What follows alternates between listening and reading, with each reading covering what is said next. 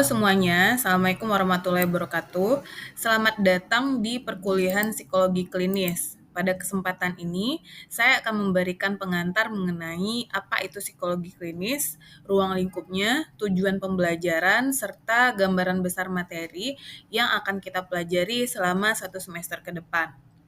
Yang pertama adalah apa itu psikologi klinis. Di mana psikologi klinis ini adalah cabang dari keilmuan psikologi yang berfokus pada pemahaman, pencegahan, diagnosis, dan juga intervensi terhadap gangguan psikologis maupun masalah-masalah kesehatan mental, di mana bidang keilmuan ini memadukan aspek teori psikologi, penelitian ilmiah, dan juga praktik profesional untuk membantu individu dalam mencapai kesejahteraan psikologisnya. Dalam psikologi klinis, kita tidak hanya berbicara tentang orang dengan gangguan jiwa, tetapi kita juga membahas tentang upaya promotif, preventif, kuratif, dan juga rehabilitatif dalam menangani kesehatan mental. Nah, secara singkat, psikologi klinis ini lahir di awal abad ke-20 dan dipelopori oleh Leitner Whitmer yang pertama kali mendirikan klinik psikologi pada tahun 1896.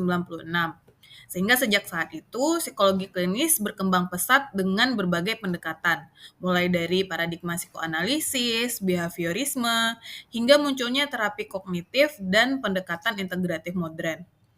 Nah, di era sekarang, psikologi klinis sangat relevan dalam menjawab tantangan kesehatan mental, baik di bidang pendidikan, rumah sakit, lembaga rehabilitasi, hingga dalam settingan komunitas. Melalui mata kuliah ini, saya harapkan mahasiswa semua yang pertama bisa memahami konsep dasar dari psikologi klinis. Yang kedua, mengenali berbagai pendekatan dalam asesmen dan intervensi klinis, serta memahami etika dan juga isu profesional dalam praktik psikologi, lalu mengembangkan kemampuan berpikir kritis terhadap kasus-kasus klinis. Dengan demikian, mata kuliah ini diharapkan menjadi bekal awal sebelum mahasiswa masuk ke praktik lapangan atau nantinya akan berguna dalam jenjang profesi psikologi klinis.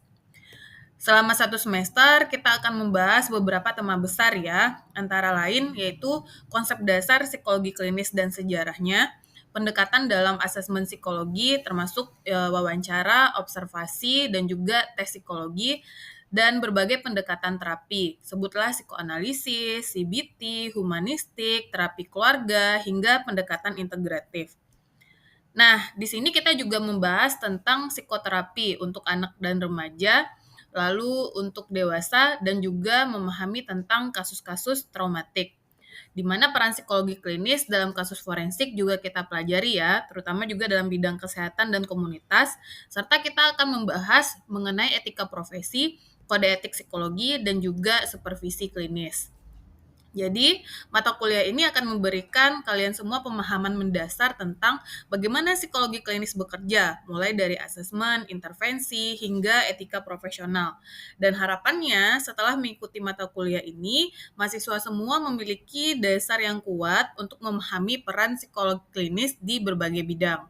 Nah, setelah ini saya akan menjelaskan mengenai materi psikolog klinis berdasarkan dengan PowerPoint yang akan dibagikan.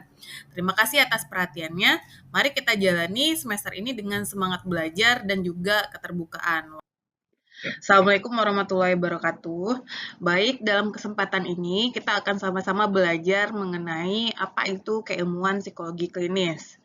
Dalam video ini kita akan sama-sama membahas mengenai sifat dari keilmuan psikologi klinis, sejarah, dan juga profesi yang berkaitan dengan psikologi klinis. Yang pertama, dalam pembelajaran ini, maka kita berharap bahwa mahasiswa itu mampu memahami sifat-sifat psikologi klinis, mampu memahami sejarah singkat dari perkembangan keilmuan psikologi klinis, serta mengetahui profesi yang berdekatan dengan psikologi klinis. Yang pertama mengenai pengertian ya. Sebenarnya keilmuan psikologi klinis ini adalah salah satu cabang dari keilmuan psikologi yang mempelajari, menilai, mendiagnosis, dan menangani gangguan psikologis serta meningkatkan kesehatan mental pada individu. Di mana fokus pada keilmuan ini adalah pemahaman dari perilaku abnormal dan kaitannya dengan kesehatan mental individu tersebut. Nah, ini adalah tabel dari perbandingan pengertian definisi psikologi klinis menurut beberapa ahli. Ini ada 5 ya. Yang pertama menurut Bacar dan Holly di tahun 2018. Menyatakan bahwa ilmu psikologi klinis merupakan cabang keilmuan psikologi yang berfokus pada pemahaman, diagnosis, dan penanganan gangguan mental, dan serta bagaimana keilmuan ini mampu meningkatkan kesejahteraan psikologis pada individu. Selanjutnya, menurut Kaplan dan Sadok, keilmuan ini adalah integrasi teori dan juga praktek yang digunakan untuk melakukan penilaian atau asesmen dan mengintervensi masalah psikologis dari individu tersebut. Lalu oleh Navid, Ratus, dan Green di tahun 2018 menyatakan bahwa keilmuan psikologi klinis adalah ilmu yang mempelajari perilaku abnormal dan faktor-faktor yang mempengaruhinya, serta strategi intervensi yang akan kita lakukan untuk meningkatkan kesehatan mental dari individu.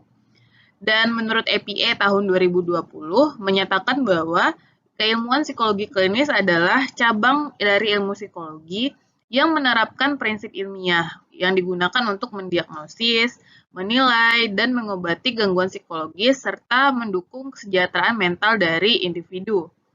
Dan yang terakhir menurut Leitner dan Whitmer tahun 1896 yang menyatakan bahwa keilmuan psikologi tujuan akhirnya adalah membantu individu yang mengalami kesulitan dalam perilaku dan kemampuan adaptasi belajarnya.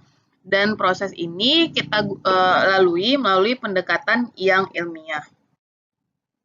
Oleh karena itu, maka sifat-sifat psikologi klinis itu jelas ya, sifatnya ilmiah, karena keilmuan ini pasti berbasis pada penelitian empiris dan juga metode ilmiah.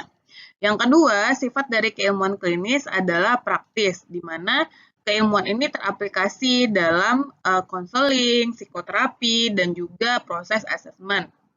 Selain itu, sifat psikologi klinis ini adalah interdisipliner. Artinya, kita bekerja sama dengan berbagai lintas keilmuan seperti psikiatri, kedokteran, dan juga bimbingan dan konseling. Keilmuan ini juga bersifat etis, artinya dalam melaksanakan keilmuan ini berpedoman pada kode etik profesi psikologi. Dan yang terakhir, sifat dari keilmuan klinis adalah humanistik. Karena pada proses ini kita menekankan empati, penerimaan, dan juga penghargaan terhadap klien kita. Nah, ini adalah sejarah singkatnya bahwa yang kita ketahui psikologi klinis ini bermula dari awal abad ke-20 hingga berkembang pada masa saat ini. Di mana perkembangan psikologi klinis ini diawali dengan didirikannya klinik psikologi pertama yang berfokus pada evaluasi diri anak dan gangguan belajar. Nah, ini adalah Leigh Whitmer yang mendirikan psychological clinic di University of Pennsylvania di awal abad ke-20. Lalu bergerak pada Perang Dunia I, yaitu sekitar tahun 1914 hingga 1918, perkembangan dalam keilmuan psikologi klinis ini sudah digunakan tes psikologi untuk seleksi dan penempatan pada army atau tentara. Dan proses ini kemudian mampu mengembangkan tes kepribadian dan kecerdasan yang digunakan untuk settingan militer. Dilanjutkan pada Perang Dunia Kedua antara tahun 1939 hingga 1945, perkembangan psikologi klinis itu dipakai dalam penanganan trauma perang, sehingga muncullah istilah PTSD dan juga konseling yang digunakan pasca perang berlangsung. Nah, hal ini mampu meningkatkan kebutuhan psikoterapi dan juga asesmen klinis. Selanjutnya, pada tahun 1980 hingga 2000-an, barulah muncul evidence-based practice, integrasi teknologi, dan juga neuropsikologi. Dan hal ini menandakan adanya penggunaan tes yang terstandar, mulai munculnya komputerisasi asesmen, dan juga integrasi keilmuan psikologi dengan keilmuan lainnya. Lalu hingga pada masa kini, pendekatan psikologi itu berbasis evidence dan juga telehealth dan juga intervensi komunitas. Di mana psikologi klinis ini menggabungkan antara perkembangan keilmuan dengan kemajuan dari teknologi tersendiri. Nah, apa saja peran dan tugas dari psikolog klinis ya? Yang pertama itu melakukan asesmen psikologi seperti tes, observasi, dan juga wawancara. Yang kedua, praktisi psikologi klinis itu memberikan psikoterapi ataupun konseling. Yang ketiga, mampu membuat diagnosis psikologis yang disesuaikan dengan standar DSM, ICD, maupun PPDGJ. Yang keempat, peran dari psikologi klinis adalah memberikan psikoedukasi dan juga intervensi dari komunitas. Dan kemudian juga berkoordinasi dengan tenaga-tenaga kesehatan lainnya. Nah, ini adalah profesi yang berkaitan dengan psikologi klinis. Ada psikologi klinis, psikiater, konselor atau konseling klinis, pekerja sosial klinis, perawat jiwa atau psychiatric nurse, dan terapis okupasional atau behavior ataupun family. Ini sangat berbeda ya, baik itu dari latar belakang pendidikan, fokus dan peran, dan juga hal-hal lainnya. Kalau psikolog klinis itu adalah individu yang memiliki background S1 atau sarjana psikologi yang kemudian dilanjutkan dengan profesi psikologi klinis. Nah, fokusnya yaitu dalam melaksanakan asesmen psikologi, diagnosis, psikoterapi, dan juga intervensi-intervensi psikologi klinis. Tapi catatannya, psikolog klinis itu tidak meresepkan obat karena pendekatan yang dilakukan berbasiskan psikologis dan juga evidence terapi. Yang kedua adalah psikiater. Psikiater ini latar belakang pendidikannya adalah SPKJ atau dokter spesialis kejiwaan, di mana mereka berfokus atau berperan dalam pendiagnosisan gangguan mental dan inti dari pengobatannya adalah pengobatan farmakologi dan juga terapi-terapi klinis. Nah, pada profesi ini bisa meresepkan obat, tetapi mereka juga terbuka untuk bekerja sama dengan psikolog klinis. Yang selanjutnya adalah profesi konselor atau konselor klinis. Mereka menempuh pendidikan S1 hingga S2, bisa juga psikologi, tapi profesinya adalah konseling. Nah, fokus dan perannya yaitu konseling perkembangan, bimbingan, serta masalah-masalah psikososial. Di mana pada profesi ini fokus pada pengembangan diri, penyesuaian, dan tidak berkaitan dengan terapi farmakologi. Selanjutnya adalah pekerja sosial klinis. Ini bisa saja S1 maupun S2 yang memiliki latar belakang pekerja sosial atau sosial ya. Di mana fokus atau perannya adalah dalam memberikan dukungan sosial, meningkatkan kesejahteraan, dan melakukan advokasi klien jika dibutuhkan. Sehingga dalam profesi ini tugasnya adalah membantu klien dalam mengatasi masalah sosial dan terintegrasi dengan layanan kesehatan. Selanjutnya ada perawat jiwa atau psychiatric nurse, di mana latar belakang pendidikannya adalah S1 keperawatan dan spesialisasi kejiwaan.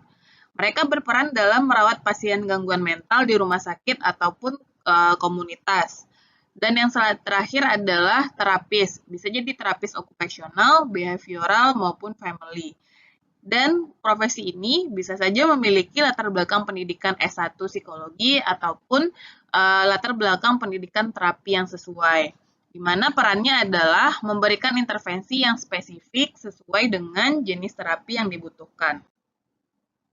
Nah, persamaan dan perbedaan dari setiap profesi kita lihat berdasarkan dengan perannya masing-masing, di mana psikolog klinis itu berfokus pada kesehatan mental dan melakukan asesmen dan terapi. Tetapi perbedaannya dengan profesi lain, profesi ini tidak meresepkan obat dan pendekatannya berbasis psikologi. Sedangkan psikiater fokusnya pada kesehatan mental, juga melakukan diagnosis dan terapi, tetapi mereka merupakan dokter. Tentu saja dokter dapat meresepkan obat dan pendekatan terapinya lebih ke arah medis dan juga farmakologis. Sedangkan konselor atau konselor klinis berperan dalam membantu klien mengatasi masalah psikologis dan emosional, di mana fokus dari pekerjaan mereka adalah pengembangan diri, pendidikan, dan juga penyesuaian. Biasanya tidak melakukan diagnosis klinis yang formal. Sedangkan pekerja sosial, mereka berperan dalam mendukung klien dalam masalah psikologis dan sosial. Di fokusnya adalah kesejahteraan sosial, advokasi, dan integrasi layanan. Sama sekali mereka tidak melakukan terapi klinis yang mendalam. Pada perawat jiwa, mereka bertugas dalam memberikan dukungan kesehatan mental klien dan membantu klien dalam proses terapi, di mana fokus layanan ini berada di rumah sakit ataupun komunitas, dan mereka tidak melakukan diagnosisnya sendiri. Selanjutnya, terapis atau okupasional atau behavioral atau terapis family, mereka membantu klien dalam memperbaiki perilaku dan fungsi kehidupan, di mana intervensinya itu bersifat spesifik sesuai dengan dasar keilmuannya masing-masing. Jadi kesimpulan yang bisa kita ambil adalah psikologi klinis ini lahir dari perpaduan ilmu dan kebutuhan praktis, di mana sifatnya adalah ilmiah, praktis, interdisipliner, etis, dan juga humanistik. Profesi ini bekerja pastinya berdampingan dengan profesi lain, dan dalam prosesnya keilmuan ini berkembang menuju pendekatan evidence based. Ini adalah referensi yang saya ambil untuk materi hari ini. Silakan dipahami dan dibaca lagi materinya. Terima kasih.